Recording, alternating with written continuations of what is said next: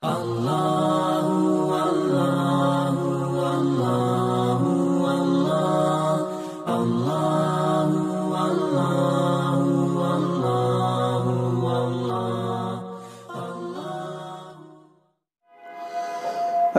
عليكم ورحمة الله وبركاته نحمده ونصلي على رسوله الكريم أما بعد فأعوذ بالله من الشيطان الرجيم بسم الله الرحمن الرحيم الرجال قوامون على النساء بما فضل الله بعضهم على بعض صدق الله العظيم দূরের ও কাছের দেশের ও প্রবাসের যে যেখান থেকেই আমাকে দেখছেন সকলকে জানাই আন্তরিক মোবারকবাদ ও শুভেচ্ছা। আজকে আপনাদের সামনে একটি গুরুত্বপূর্ণ আলোচনা নিয়ে এসেছি। আলোচনাটি হলো নারীদের ইমামতির অনুমোদন শরীয়তে আছে কি না।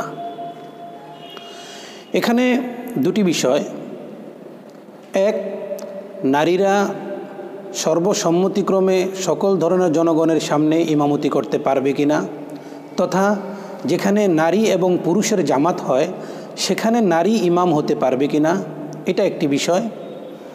দুই হচ্ছে যেই জায়গায় শুধুমাত্র নারীরা রয়েছে সেই জায়গায় নারী মুক্তাদির জন্য নারী ইমামতি করতে পারবে কি না, এই দুটি বিষয়। প্রথম যে কথাটি বলেছি, এক নম্বরে যেখানে পুরুষ এবং নারী একত্রিত হয়ে নামাজ আদায় করবে সেই জায়গায় কোনো মতেই একজন নারী ইমাম হতে পারবে না, এটার অনুমোদন শরীয়তে নেই। এবং সেখানে ইমাম হিসেবে নারীকে নিযুক্ত করা এটা সম্পূর্ণই হারাম, এটা জায়েজ নয়।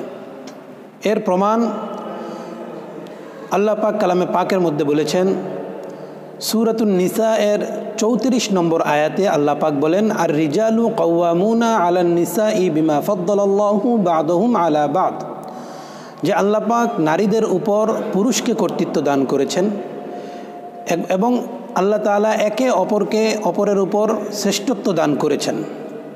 এখান থেকে স্পষ্ট বুঝে আসে ইমামতি যেহেতু একটি কর্তৃত্ব, ইমাম হচ্ছে শরীয়তের নেতা, তো কোনো জাতির নেতা, কোনো মসজিদের ইমাম নারীকে নিযুক্ত করা এই আয়াত থেকে বুঝে আসে এটা সম্পূর্ণই নাজায়েজ।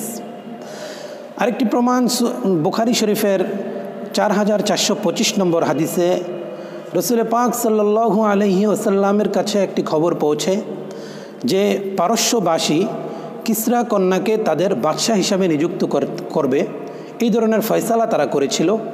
এই খবরটি নবী পাক সাল্লাল্লাহু আলাইহি ওয়াসাল্লামের কাছে পৌঁছার পর নবীজি বললেন যে যেই জাতির কর্ণধার নারী হবে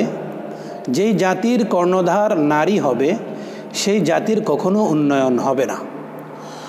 এর থেকেও আমরা বুঝতে পারি যে কোনো মসজিদের বা কোনো জায়গায় যেখানে পুরুষ এবং নারী একসাথে জামাত পড়বে সেখানে নারী ইমাম হতে পারবে না।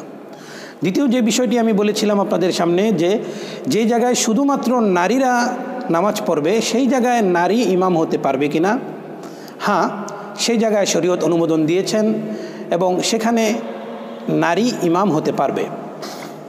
তবে যেই নারী ইমাম হবে সেই নারী পুরুষের মতো সামনে গিয়ে দাঁড়াবে না, সেই নারীদের প্রথম কাতারের মধ্যখানে দাঁড়াবে। নারীদের মধ্যখানে দাঁড়িয়ে তিনি ইমামতি করতে পারবেন, এটার অনুমোদন শরীয়তে রয়েছে।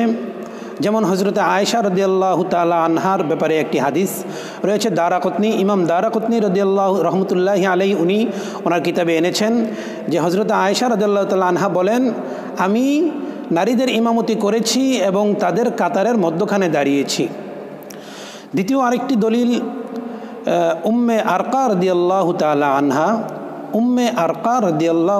আনহা ওনাকে রাসূল পাক সাল্লাল্লাহু আলাইহি ওয়াসাল্লাম ওনার বাড়িতে ইমামতি করার অনুমোদন দিয়েছেন।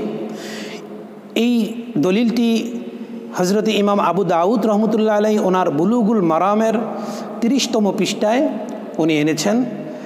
তো এর দ্বারা বুঝে আসে যে নারীরা ইমামতি করতে পারবে, তবে যেই জায়গায় শুধুমাত্র নারীরাই জামাত করবে সেই জায়গায় নারীদের একজন শরীয়ত সম্পর্কে জ্ঞাত ভালোভাবে নামাজের মাসআলা জানে এমন একজনকে ইমাম হিসেবে নিযুক্ত করে জামাত আদায় করতে পারবে, এতে কোনো সমস্যা নেই, বরং এটা ভালো।